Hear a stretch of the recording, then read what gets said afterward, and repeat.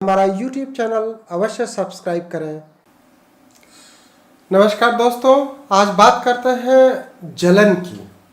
जलन बहुत प्रकार की होती है। कभी लोगों को पैरों में जलन होती है, पैर के तलवे में जलन होती है, हाथ में जलन होती है, आँख में जलन होती है, पेशाब में जलन होती है।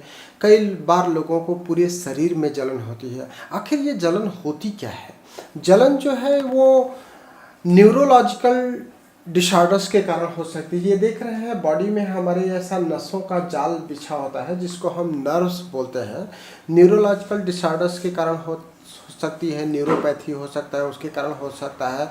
इसके अलावा साइकोलॉजिकल डिसऑर्डर्स के कारण भी हो सकता है। मतलब हमारा माइंड अगर प्रॉपर तरीके से वर्क नहीं कर रहा है, हमको स्ट्रेस है, टेंशन है, तो उसके कारण भी ये जलन हो सकती है। हमारे पास कई बार मरीजों के फ़ोन आते हैं कि उनके पूरे शरीर में जलन होती है। इतना तेज जलन होती है जैसे अंगार जैसा, बात करते हैं बोले अंगार जैसा जलन होती है।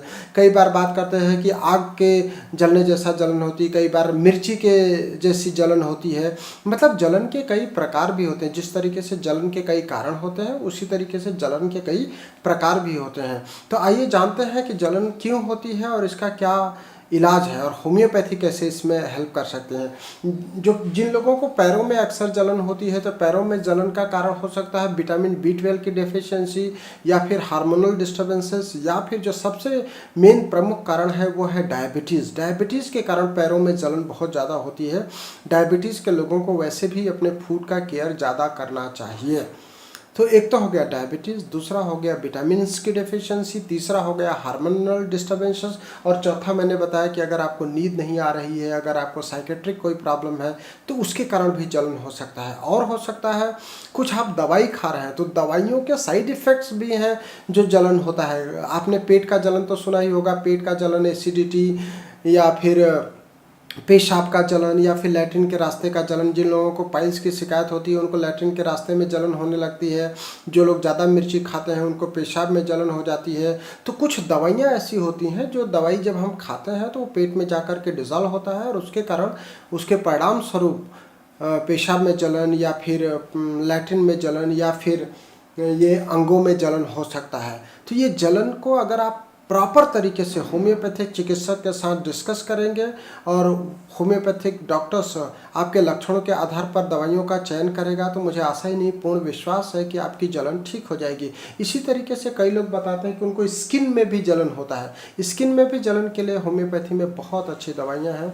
होम्योपैथी में जलन के लिए जो दवाइयाँ हैं उसमें सल्फ़र है, कैप्सिकम है, कैंथ्रिस है, एपिस है, इग्निशिया है।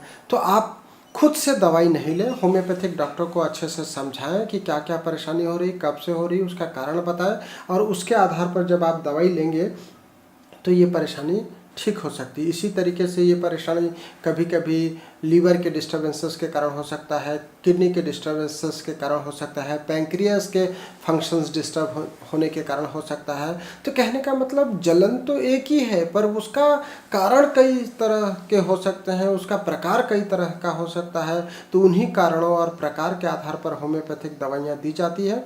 आप होम्योपैथिक दवाइयों का सेवन करें, स्वस्थ रहें, सुखी रहें। आपको एक बात मैं ये भी बता देता हूँ कि जब इस तरह की परेशानी आप लेकर के चिकित्सकों के पास जाते हैं, तो कई बार ऐसा होता है कि आपकी सारी रिपोर्ट्स नॉर्मल आती है, लेकिन उसके बाद भी आपकी परेशानी ख़त्म नहीं होती है। तो जब आपकी सारी रिपोर्ट्स नॉर्मल आती हैं लेकिन आपकी परेशानी बनी रहती है, परेशानी ख़त्म नहीं होती है, ऐसे स्टेज में होम्योपैथी का सबसे बेस्ट इंडिकेशन है, जहाँ पर लक्षणों के आधार पर दवाइयों का चयन किया जाता है। तो आप होम्योपैथी अपनाइए, स्वस्थ रहिए, सुखी रहिए। Thank you. हमारा YouTube चैनल अवश्य सब्सक्राइब करें।